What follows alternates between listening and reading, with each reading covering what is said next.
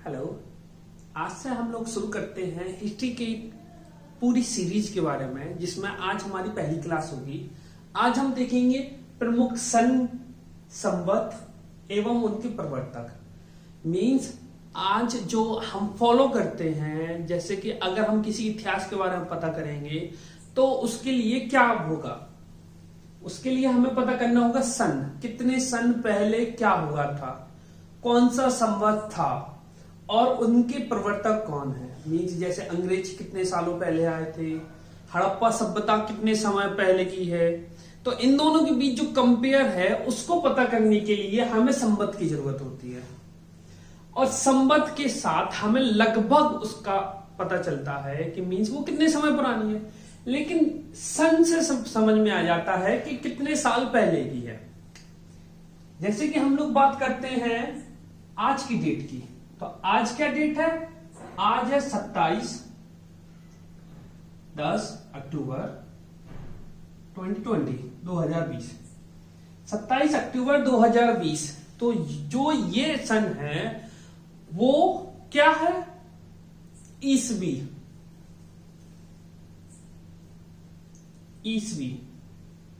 ईसवी एक ऐसे संवत हैं जो कि लगभग भारतीय इतिहास में 10 प्रकार के हैं।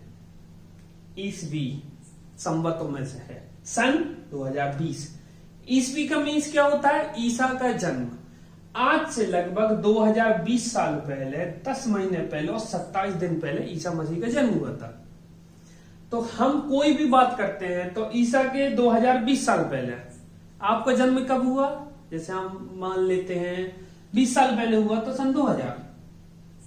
तो आपका जन्म कब हुआ था? आपका जन्म हुआ था ईसा मसीह के 2000 साल बाद। पहले। आज आप 20 साल के हैं, 20 साल 10 महीने 27 दिन। तो ये आपको बेसिकली समझ में आ गया होगा कि ईसवी क्या है। एक संवत है। ऐसे हमारे भारतीय इतिहास में 10 संवत होते हैं। इन 10 संवतों को हम फुल डिटेल से चलेंगे, जो कि हमारे कंपटीशन एग्जाम में आते हैं। तो सबसे पहले संवत की बात करते हैं। पहले हम लोग लिख लेते हैं ईसवी संवत। ईसवी संवत के प्रवर्तक कौन है? ग्रेगोरियन।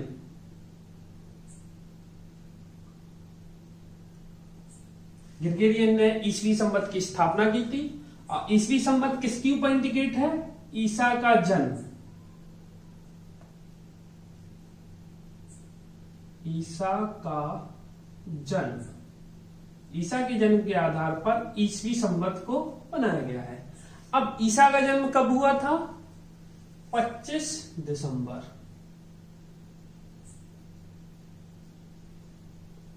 मैरी क्रिसमस के टाइम ईसा मसीह का जन्म हुआ था। उसी के आधार पर हम लोग ईसवी संवत मानते हैं। इंटरनेशनल लेवल पर ईसवी माना जाता है। अब जैसे एक और क्वेश्चन होता है, जैसे 2020 चल रहा है, आज से हमें 3000 साल पहले की लगभग बात करनी है। जैसे हड़प्पा सभ्यता लगभग 5000 साल पुरानी है। और दूसरी बात करते हैं वैदिक सभ्यता, वो भी लगभग 3500 साल पहले है। अब 3500 साल पहले है, हम तो ईसवी 2020 की बात कर रहे हैं। तो 2020 होगा ईसवी, और 3500 साल पहले की बात करते हैं तो लगभग हम मानते हैं 2000 में 3500 माइनस करेंगे तो -1500। तो -1500 नहीं बोलते हम लोग, मैथ में माइनस चलता है, यहां पर हिस्ट्री में नहीं चलता है माइनस। 1500 ईसा पूर्व, मतलब ईसवी मतलब ईसा के जन्म के 2000 साल बाद। ईसा पूर्व का मतलब ईसा के जन्म के 1500 साल पूर्व, 1500 साल पहले। इतनी बात क्लियर हो गई? क्योंकि बेसिक से पॉइंट्स पर चलते हैं। जैसे कि आप ज्यादातर लोग जो ये वीडियो देख रहे हैं वो ईसा पूर्व जानते हैं, लेकिन कुछ ऐसे स्टूडेंट हैं जो ईसवी ईसा पूर्व से रिलेटेड नहीं है, जिन्हें इतिहास में सन याद करने में बहुत ही ज्यादा प्रॉब्लम होती है। तो इन छोटे छोटे पॉइंटों को याद रखना, और बाकी आगे और कोई भी इससे रिलेटेड क्वेश्चन होता है जो हमारे में छूट जाता है, वैसे तो हम कंपटीशन लेवल में किसी को भी नहीं छोड़ेंगे, जो छूट जाता है वो आप कमेंट बॉक्स में लिख सकते हैं। बाकी ईसवी ईसा पूर्व क्लियर है। आगे चलते हैं दूसरे संवत की, विक्रम संवत।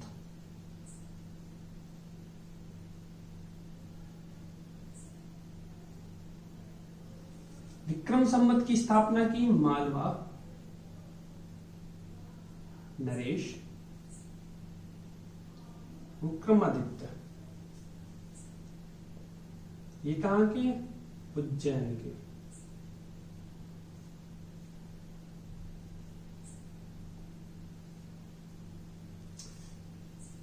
इसकी स्थापना की 57 ईसा पूर्व में। ये बात क्लियर हो गई। ईसा पूर्व का मीन्स क्या होता है? ईसा के जन्म के 57 साल पहले मालवा नरेश विक्रमादित्य ने विक्रम संवत की स्थापना की थी। मालवा नरेश विक्रमादित्य कौन है? ये उज्जैन के राजा हैं। ठीक, अब विक्रमादित्य क्या है? सबसे पहले इसकी बात करते हैं। अब विक्रम संवत की स्थापना से पहले बात करते हैं, एक साल पहले, 57 साल के एक साल पहले क्या होगा? 58 साल पहले, 58 ईसा पूर्व में मालवा नरेश विक्रमादित्य जो उज्जैन के राजा थे, उन्होंने शकों को भगाया था। इन्हें भगाया था, शकों को भगाया था। और भगाने के बाद 58 ईसा पूर्व में शकों को भगाया। उसके एक साल बाद, मीन्स ईसा के एक साल पहले आ जाएंगे, तो 57 ईसा पूर्व में मालवा नरेश विक्रमादित्य ने विक्रम संवत की स्थापना की थी और एक उपाधि धारण की, विक्रमादित्य की उपाधि। अब हमारे भारतीय इतिहास में विक्रमादित्य कितने हैं? 14 विक्रमादित्य हैं। सबसे प्रथम विक्रमादित्य कौन है? मालवा नरेश विक्रमादित्य, जो कि उज्जैन के थे, जिन्होंने विक्रम संवत की स्थापना की थी। सबसे प्रथम ये है। सबसे ज्यादा प्रसिद्ध विक्रमादित्य कौन है? चंद्रगुप्त द्वितीय। गुप्त वंश के राजा चंद्रगुप्त द्वितीय हैं। चंद्रगुप्त प्रथम के पुत्र का नाम है समुद्रगुप्त। समुद्रगुप्त के पुत्र का नाम है चंद्रगुप्त द्वितीय, जिन्हें विक्रमादित्य के नाम से भी प्रसिद्ध हैं। अब तीसरा क्वेश्चन आता है कि आखिरी विक्रमादित्य कौन है? 1558 ईस्वी। अब इससे पहले बात कर सकते हैं, 1556। पहले बात करते हैं 1555 ईस्वी में हुमायूं दिल्ली के शेर मंडल नामक पुस्तकालय के भवन से सीढ़ियों से गिरकर मर गया था, मृत्यु हो गई थी। तो उस पर एक लैंकून, एक इतिहासकार है, उन्होंने लिखा था, हुमायूं जीवन भर लड़खड़ाता रहा और लड़खड़ाते हुए अपनी जान दे दी। इस पॉइंट को याद रखना, बहुत ही ज्यादा इंपॉर्टेंट है।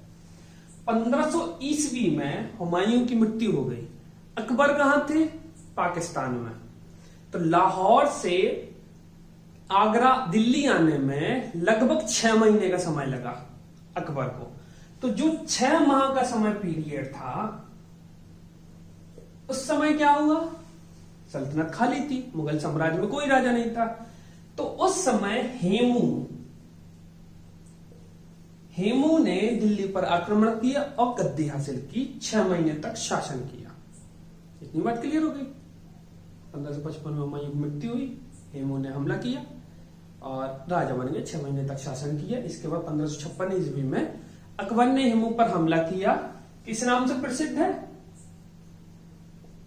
पानीपत का द्वितीय युद्ध।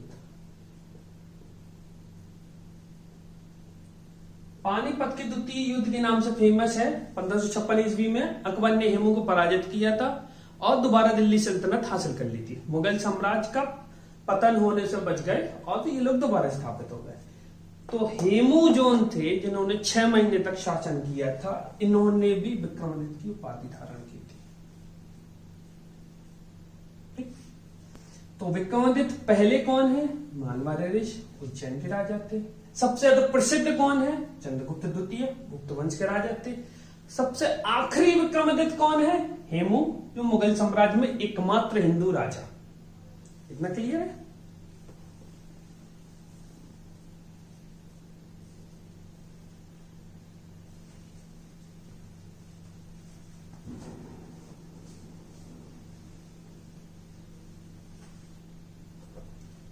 अब एक और क्वेश्चन आता है कि ये शक लोग कौन थे। शक लोग यूनानी थे।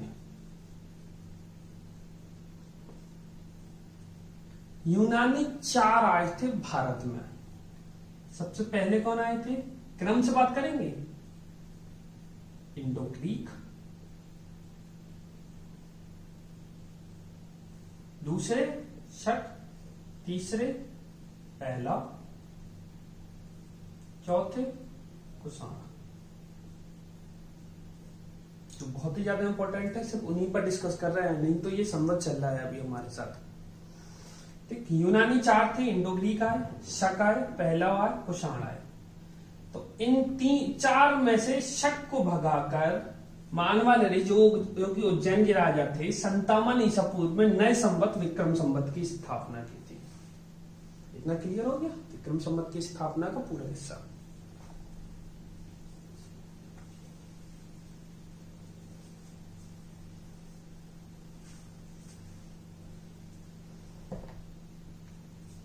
तीसरी बात करते हैं शक संवत।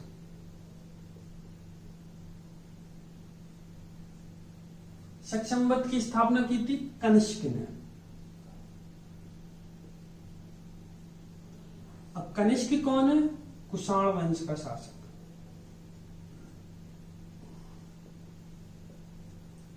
कुषाण वंश का शासक, प्रसिद्ध शासक था कनिष्क। उसने शक वंश की स्थापना की थी 78 ईस्वी में। 78 ईस्वी में शक वंश की स्थापना कनिष्क ने की थी, जो कि कुषाण वंश का राजा था। अब कनिष्क, कुषाण वंश कौन है, यूनानी। यूनानी 4 आए थे। सबसे पहले इंडो ग्रीक, दूसरा शक, शकों को भगाया था, तीसरा पहला, चौथा कुषाण। इतना क्लियर है। चौथी की बात करते हैं वल्लभ संवत।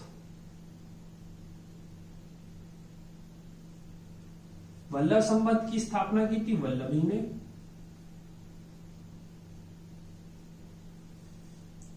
(319 ईस्वी में। पांचवी गुप्त संवत।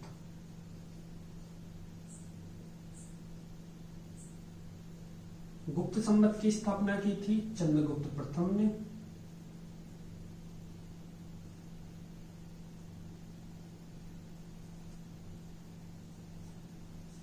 इसका टाइम पीरियड है 319 से 320 ईस्वी में। एक बात याद रखना, चंद्रगुप्त भारतीय इतिहास में 3 हुए। सबसे पहले की बात करते हैं तो सबसे पहला आए थे चंद्रगुप्त मौर्य। ये हैं अशोक के दादाजी, जिन्होंने द ग्रेट अलेक्जेंडर सिकंदर है उनके सेनापति सेल्यूकस निकेटर को पराजित किया था और मौर्य वंश की स्थापना की थी। फिर इसके बाद आते हैं प्रथम। फिर इसके बाद आते हैं चंद्रगुप्त द्वितीय। इन्हीं के बारे में बता रहे थे हम, चंद्रगुप्त द्वितीय के बारे में, जो कि विक्रमादित्य बहुत ही ज्यादा फेमस है। इन्हीं के समय में नवरत्नों की स्थापना पहली हुई थी, इसके बाद दोबारा में नवरत्न की स्थापना अकबर के समय हुई थी। तो चंद्रगुप्त मौर्य में चंद्रगुप्त कौन है, 3 चंद्रगुप्त हैं। सबसे पहले चंद्रगुप्त मौर्य आए थे, अशोक के दादा। फिर इसके बाद चंद्रगुप्त प्रथम ने गुप्त वंश की स्थापना की थी 319 से 320 ईस्वी में। इसके बाद आए थे चंद्रगुप्त द्वितीय, जो कि विक्रमादित्य के नाम से फेमस थे। इतना क्लियर है।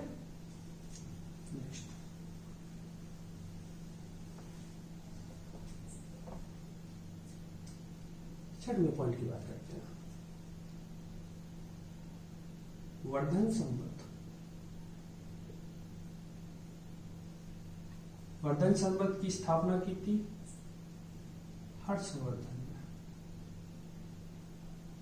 अब हर्षवर्धन वंश की स्थापना 606 ईस्वी में की थी। हर्षवर्धन और गुप्त वंश के पतन होने के बाद वर्धन वंश की स्थापना हुई थी। गुप्तोत्तर वंश चला था जिसे हर्षवर्धन ने सबसे ज्यादा राज्य विस्तार किया था 645 ईस्वी तक। इसके बाद प्रथम प्राचीन इतिहास कंप्लीट होता है और इसके बाद आधुनिक मुगल मध्यकालीन भारत इसके बाद शुरू होता है। 7वें की बात करते हैं, मुस्लिम संवत।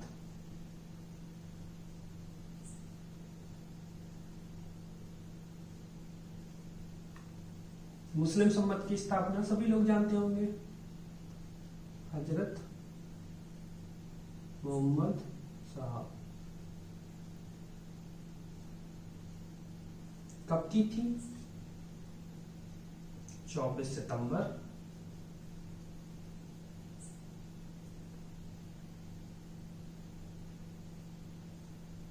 622 ईस्वी में। 24 सितंबर 622 ईस्वी में हजरत मोहम्मद साहब ने मुस्लिम संवत की स्थापना की थी। अब एक बात याद रखना आप लोग कि मुस्लिम संवत की स्थापना हजरत मोहम्मद साहब के जन्म पर नहीं हुई थी। मोहम्मद साहब मक्का में थे, मक्का से मदीना गए थे तो उसको हिजरत के लिए बोला जाता है। मक्का से मदीना जब गए थे तो उस जाने के पीरियड में जब वे मदीना पहुंचे तो उस समय को 24 सितंबर 622 ईस्वी में मुस्लिम संवत कहलाया। 7 कंप्लीट 8 चालुक्य संवत।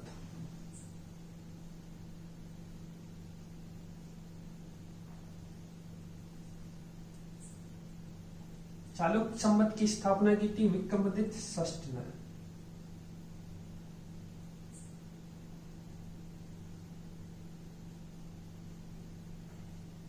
चालुक्य संवत की स्थापना विक्रमादित्य षष्ठ ने 1076 ईस्वी में की थी।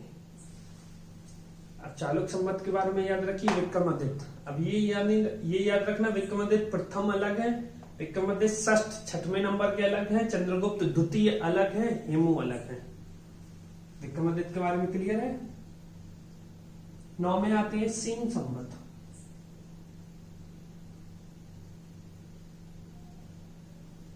सेन संवत की स्थापना की थी लक्ष्मण सेन ने।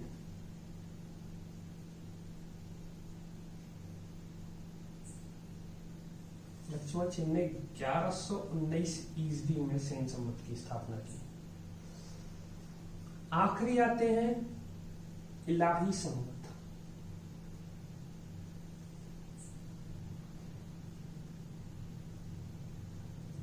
इलाही संवत की स्थापना की थी जलालुद्दीन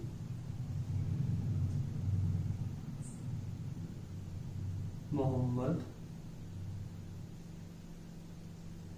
अकबर ने।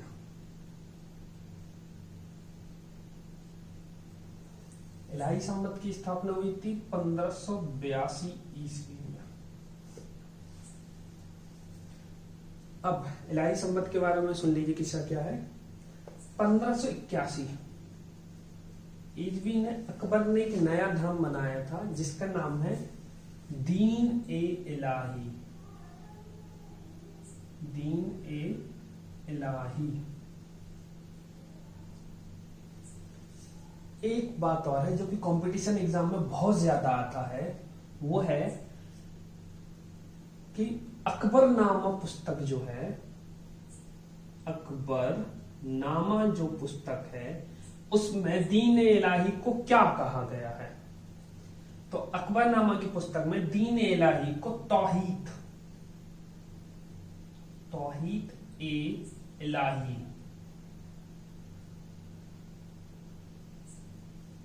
तौहीद ए इलाही कहा गया था।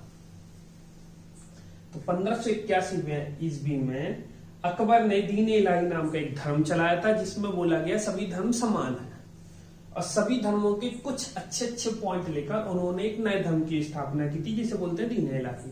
तो 1522 ईस्वी में ठीक इसके एक साल बाद अकबर ने एक नया संवत की स्थापना की जिसे बोलते हैं इलाही संवत। इतना क्लियर है। एक बात और है, बहुत अच्छा पॉइंट है, दीन ए इलाही धर्म को मानने वाला एकमात्र हिंदू राजा कौन है, तो उसका नाम बीरबल है।